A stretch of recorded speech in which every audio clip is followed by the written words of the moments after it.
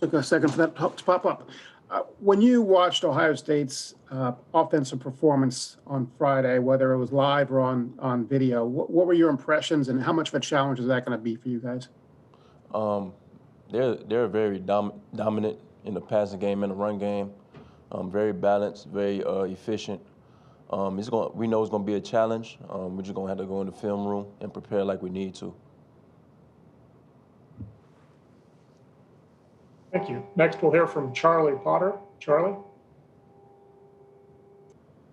Yeah, hey Pat. Just wanted to ask you about Mac and Smitty. Just how happy are you guys for them to be Heisman finalists, and what's it been like for you as a defensive player to go up against them too this year?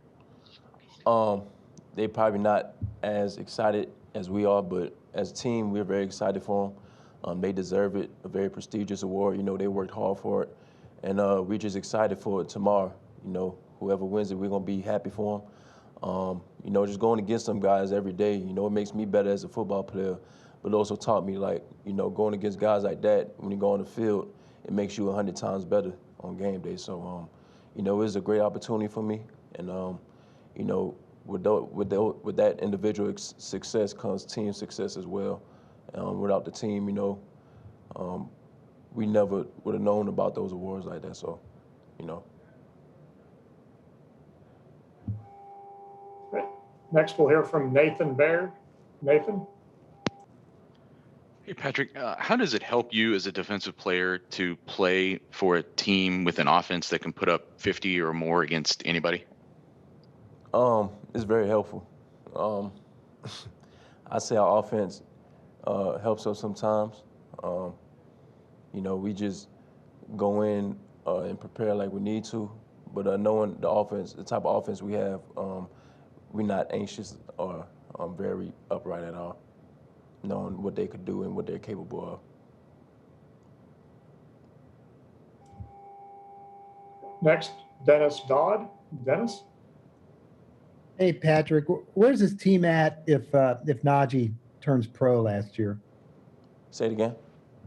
Where is this team at if Najee decides to turn pro last year instead of coming back? Oh,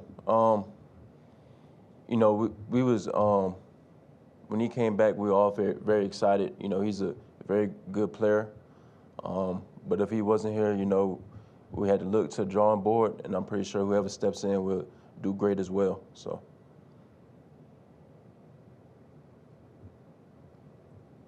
Next, Patrick Murphy. Patrick?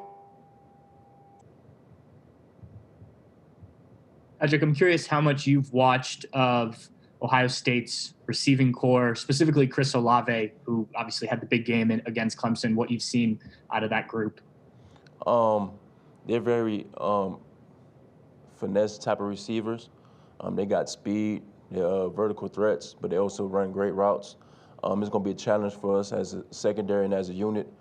So we go and watch film on them and prepare like we need to focus on, you know, their concepts and what they like to do. Next, we'll hear from Tim May. Tim? Thank you very much. I was wondering, Patrick, as you watched Justin Fields, I would think you watched a little bit of that game the other night. Maybe you didn't, but, you know, he got hit in the back, came back in that game, threw for over 300 yards against those guys. And just what's your impression of Justin Fields, both from what you've heard about him through the last couple of years and then coming out of that game on Friday night? He's a high competitor. You know, he leads the team the right way. You know, they go off of him. And for him to come back in the game, that just shows, like I said, what type of competitor he is and what type of toughness he has. And their team success, you know, builds around him. So, you know, he's a great player all in all. Next, we'll hear from Stephen Means. Stephen? Hey, Patrick.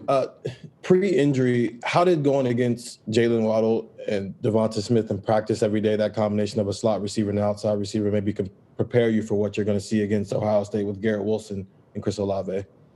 You know, going against those guys every day in practice, you know, it's like a game day type of situation.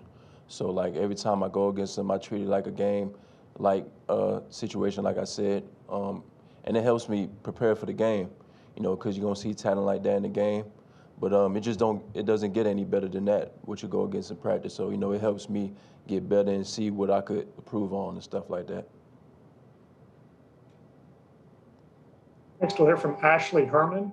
Ashley? Hey, Pat, I know you probably are thinking about this, but, playing at home, how much does that mean to you? And where does it fall in your mind? Is it stay in the back of your mind, or where does that fall in importance? It's pretty exciting, to play back at home. But, it doesn't matter where we play at. We still got to play 60 minutes of the football game, and focus on what we need to do and control what we need to control. So I'll say it's another game, and just no matter the setting or no matter where it's at, we still got to play.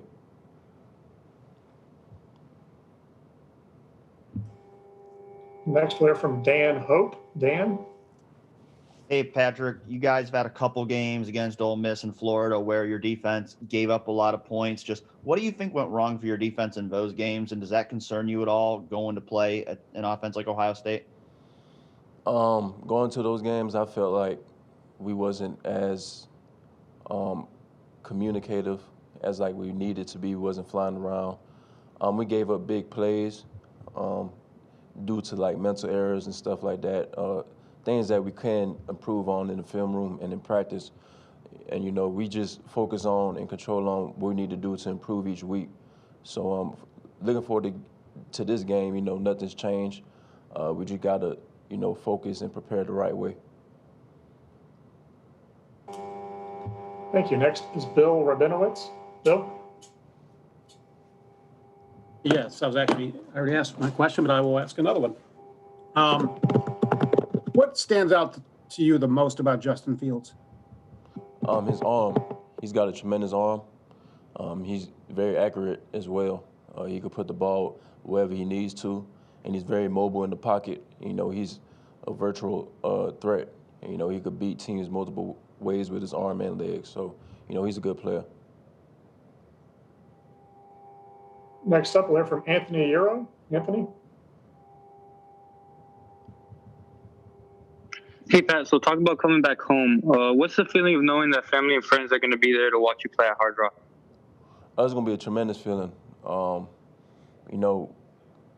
Having them come and support me back at home, it'd be a great feeling. I just got to show out and make them happy, make them proud, Yeah, and one more question for you. How does it feel, to give any advice to anybody from South Florida to be in the position that you are today?